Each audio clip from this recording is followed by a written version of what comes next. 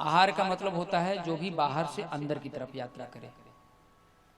बाहर से अंदर जो भी लिया जाए उसे आहार कहते हैं।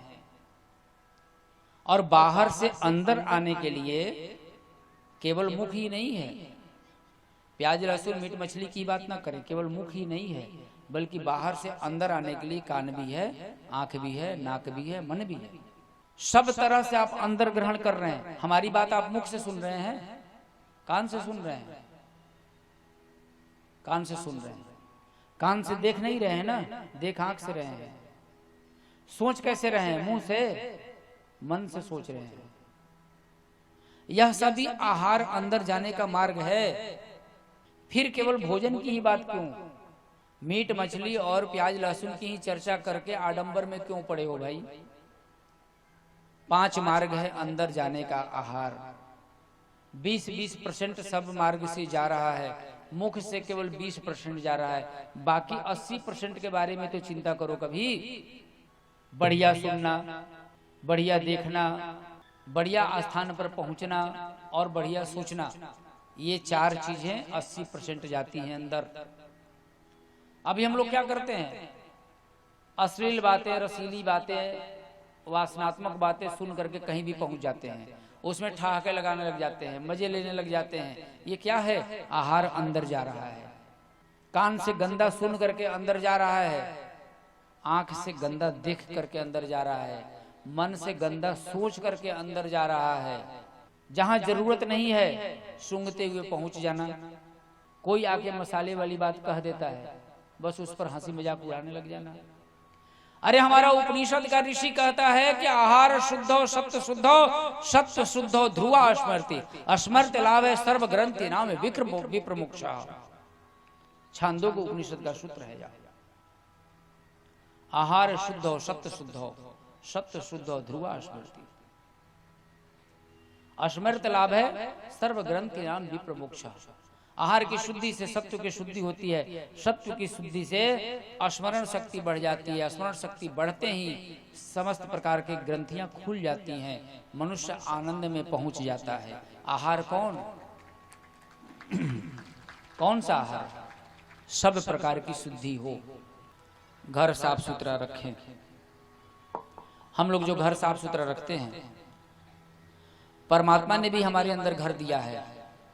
यह मन मंदिर जो है, मंदिर का अर्थ ही होता है मन के अंदर, वही मंदिर। परमात्मा अंदर बैठा है। घर इतना साफ सुथरा बना के दिया है, निश्चल दिया है, साफ सुथरा प्लेट बना के दिया था परमात्मा ने, और उस पर हम लोगों ने पता नहीं क्या क्या लिख डाला। अंदर गंदगी भर गई, वो बैठा अंदर है। जब चारों तरफ से अंदर शुद्धि जाएगी तो परमात्मा की ज्योति बहुत तेज जलेगी। अंदर में बैठा, उसके ऊपर अभी धूल बैठ रहा है, धीरे धीरे गंदगियों की परत जम रही है धीरे धीरे। उस धूल को समाप्त करने की आवश्यकता है। अंदर में ज्योति जल रही है, सत्व की शुद्धि हो जाएगी, परमात्मा निखर उठेगा, मुस्कुराएगा अंदर से। जब ऐसा होगा तो स्मृति लाभ है, स्मरण का लाभ मिलेगा। कौन सा स्मरण? मेमोरी पावर नहीं। स्मरण का मतलब होता है आपको अपने होने का स्मरण। आप कब कहाँ से आए हैं, कहाँ रहने वाले थे, कहाँ की यात्रा में आपको जाना है, इसके पूर्व आप क्या थे। किसी को पता है क्या? किसी को नहीं पता। लेकिन जब आहार शुद्ध जाएगा तो ये आपको अपने बारे में बताने लगेगा। राम कथा कहीं और नहीं पहुंचाती, राम कथा स्वयं के पास पहुंचाती है।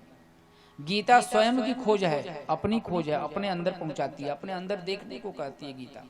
तो अपना स्मरण होने लग जाएगा। कब आप बकरा रहे हो, कब आप गधा रहे हो, कब आप कुत्ता रहे हो, कब आप किसी की माँ रहे हो, कब आप किसी की बेटी बने हो, कब आप उसकी माँ बने हो, कब ये भाई बना है। हो सकता है आचार्य जी लोग में से कोई भाई हो आपका, आप इनकी हो सकता है आप इनकी माँ हो कभी। ये सब के सब बातें याद आ जाएंगी, याद आ जाएंगी। स्मृति लाभ है। इस याद आ जाने से आपको लाभ क्या मिलेगा? आप सबको पहचान सकोगे। आज जो मन में भेद चल रहा है, जाति पाति का, ऊंच नीच का, छुआछूत का, ये भेद मिट जाएगा।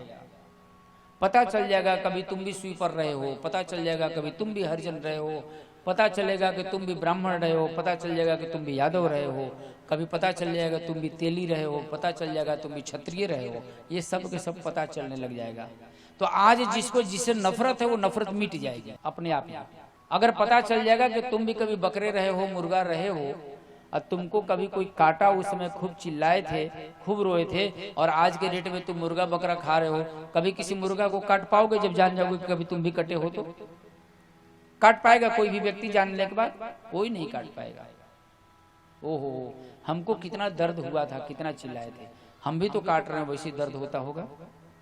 जीव हत्या बंद हो जाएगी अपने आप आहार की शुद्धि होने से।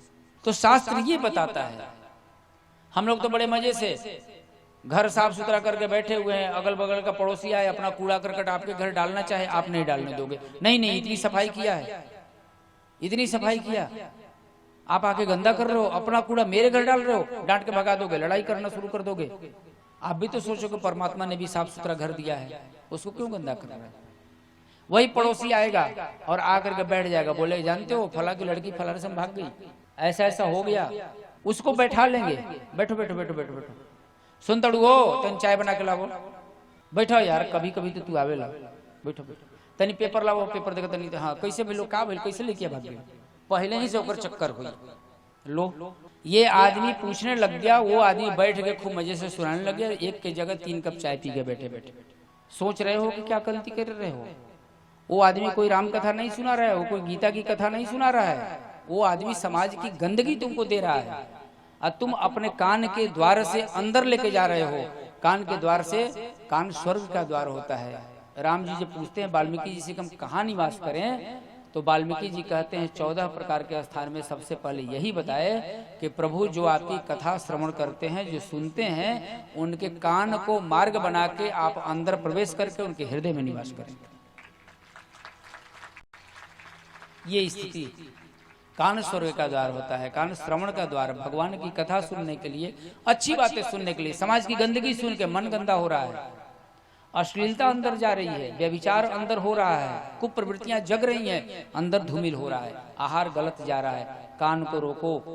पर्दा बंद है किसी का तो झांक करके देखने की कोशिश मत करो, अपनी आंखों को रोको। मन से किसी के प्रति गंदा मत सोचो, अपने मन पर नियंत्रण करो, स्थिर मन बनो, स्थिर बुद्धि बनो, दूसरे की बातों में ना आओ, टांग ना अड़ाओ।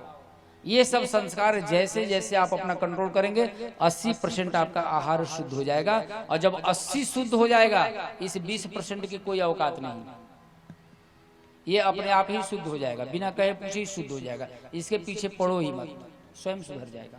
यही कई शिष्याएं हैं, मुर्गा खाती थी, कभी हमने पूछा, कभी हमने कहा क्यों खाती हो, छोड़ दो, कभी नहीं। साल 2 साल बाद पता चलता है मुर्गा खाती नहीं, अंडा तक नहीं छूती, कहीं भाग जाती है, नाम से घृणा करती है। ये तो हमको पता भी नहीं था कुछ छोड़ दी है, हम तो जानते कि आज भी खाती होंगे, लेकिन छूट गया सब।